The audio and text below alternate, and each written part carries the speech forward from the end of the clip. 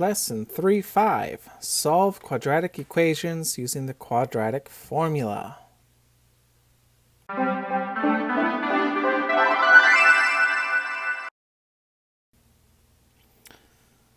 So completing the square was nice in that you could solve every quadratic equation using it. But many students think it's kind of long. So is there a shorter way? Well, kinda. Let's look at this. Let's solve this nice little equation for x using completing the square. So the first step was to get the c on the other side. Then, had to make it just x squared, so we'll divide by a. Then we're going to add half of the b. Now b is actually now b over a. I'm going to add half of that, which would be b over 2a, squared to both sides.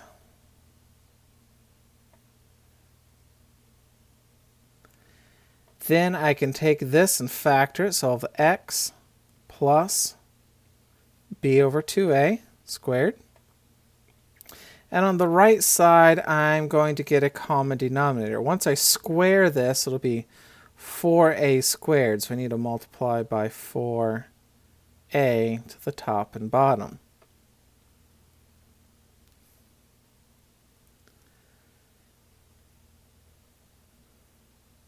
So I can combine the right side into one fraction. Then I can take a square root. Don't forget the plus and minus.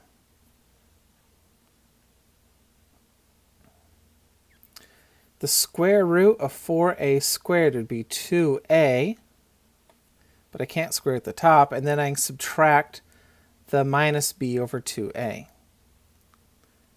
Since they're both fractions with the same denominator, I can combine them like that. Now that was the general form of quadratic equations, so we have just solved every single quadratic equation there is. All you have to do is plug in the a, the b, and the c. This is known as the quadratic formula. Alright, so again, this is our result. This is the quadratic formula, and it always works. It solves all quadratic equations. The part under the square root, that part right there, it's called the discriminant, and it tells you what kind of solutions you're going to have. If the b squared minus 4ac is positive, you're going to get two distinct, so two different real solutions, because you'll be plussing and minusing some number.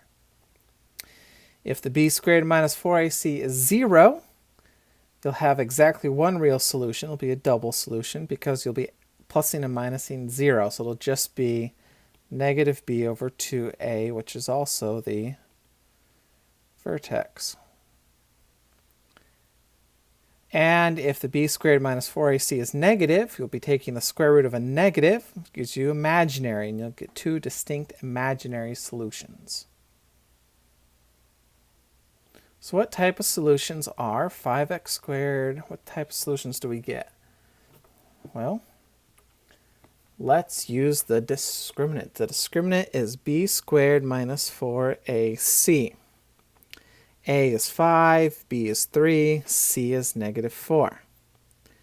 So b is 3, a is 5, c is negative 4. So that's 9 plus 80, or 89. That is greater than 0, so if it's greater than 0, there are two distinct real solutions.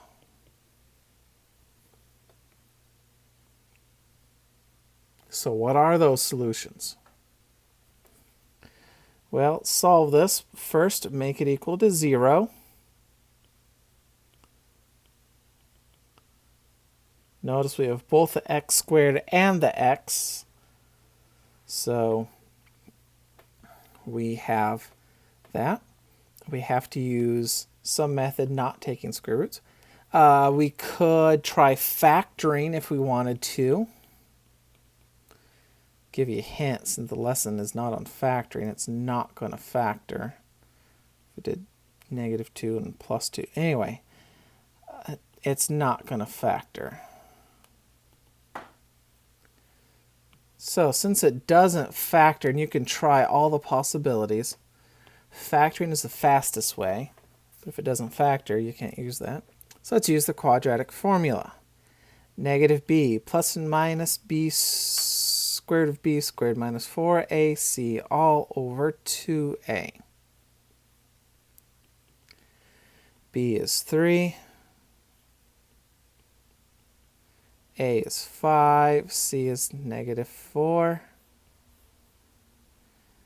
and A is 5. Stuff in the square root is 89. 2 times 5 is 10. Can we simplify the square root of 89? Don't think so. Nope. So that's our answer. That is 2 real answers. It's 2 answers because they're the plus and the minus, and it's real because there's no i's. Let's try another. All right, we could try factoring. I would try factoring first all the time. It doesn't work this time. So we're going to use the quadratic formula.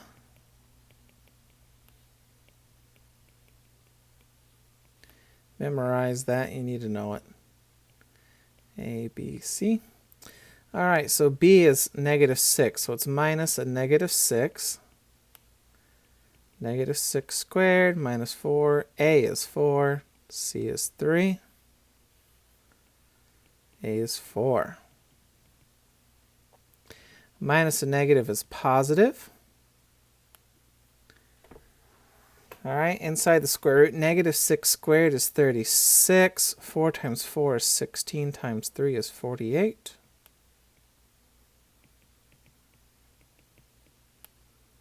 Well, we're done, right? Oh, no, don't forget. We can do square roots and negatives now. It's just with i's. So the square root of 12. 12 is 4 times 3, where 4 is a perfect square.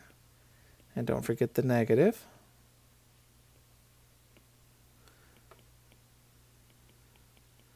Square root of 4 is 2. Square root of 3. And the square root of -1 is I. Notice these are all even. On the top, I could factor out a 2. If I do that, I can reduce the 2 and the 8, leaving 3 plus or minus the square root of 3i over 4. Since it's imaginary, you might want to consider it 3/4 plus and minus the square root of 3 over 4i. Either way, though, I'll accept. When all the numbers on the top and bottom are divisible by the same thing, you can divide them all by that same thing. So I divided them all by 2.